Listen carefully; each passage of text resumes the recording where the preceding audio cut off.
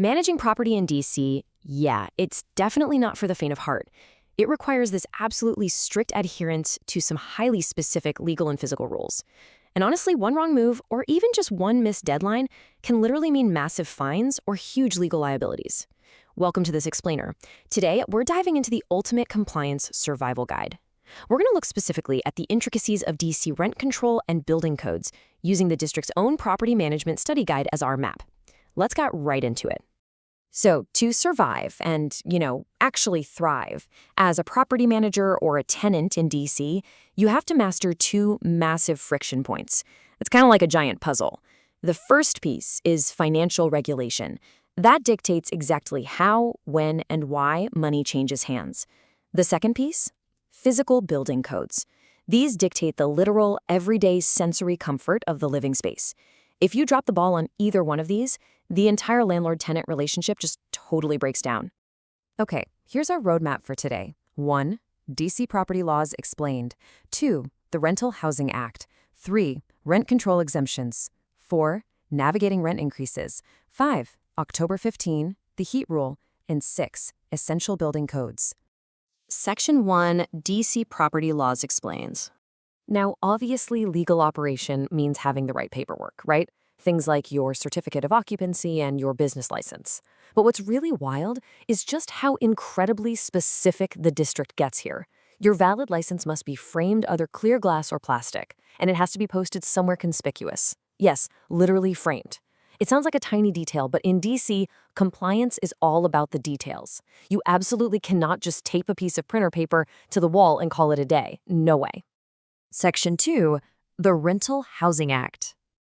Okay, so the Rental Housing Act of 1985 is the absolute core legislation you need to know. But the biggest takeaway here right off the bat is the terminology. If you're managing property, you need to speak the district's language. Under this act, an apartment building is officially a housing accommodation. A single apartment is a rental unit. And, this is key, you are not a landlord. Actually, scratch the word landlord entirely from your official paperwork. You are a housing provider. If you use the wrong terms on your forms, you're already off to a really rocky start. Section 3, Rent Control Exemptions. So who actually gets the golden ticket out of rent control caps? Well, if your property was built after 1975, you're generally exempt.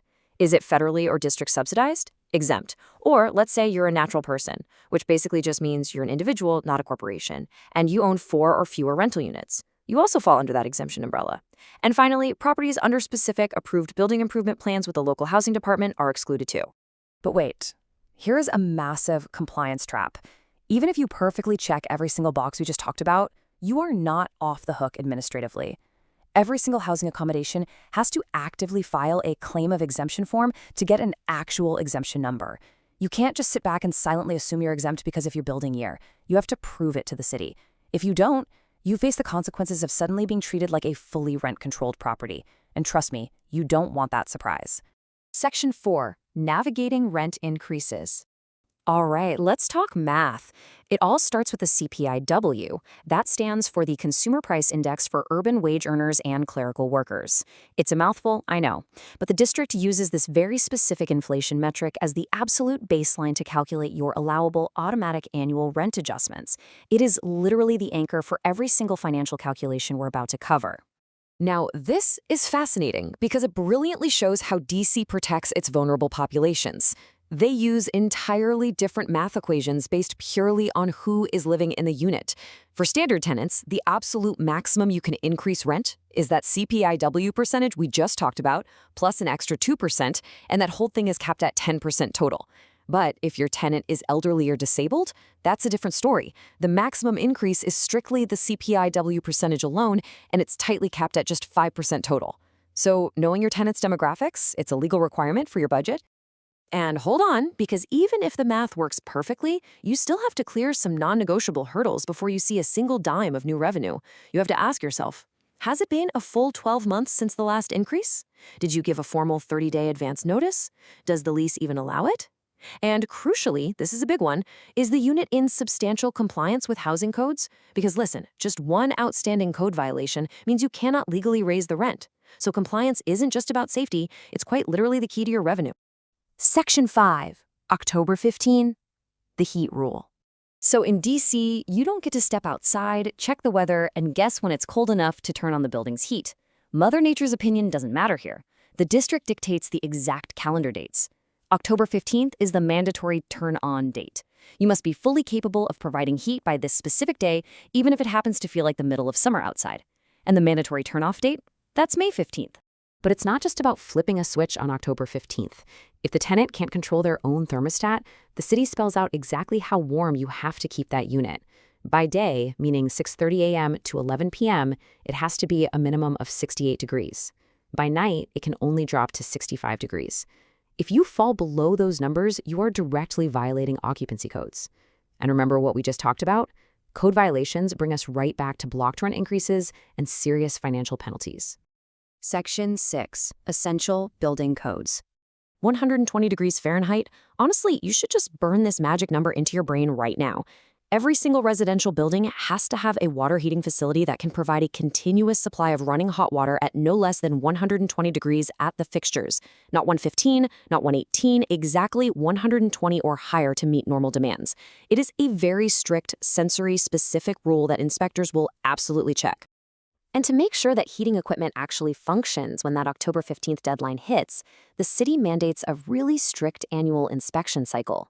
The window to get every boiler and furnace inspected opens on March 1st, and then you have until September 1st to complete those inspections and submit your reports to the Department of Consumer and Regulatory Affairs.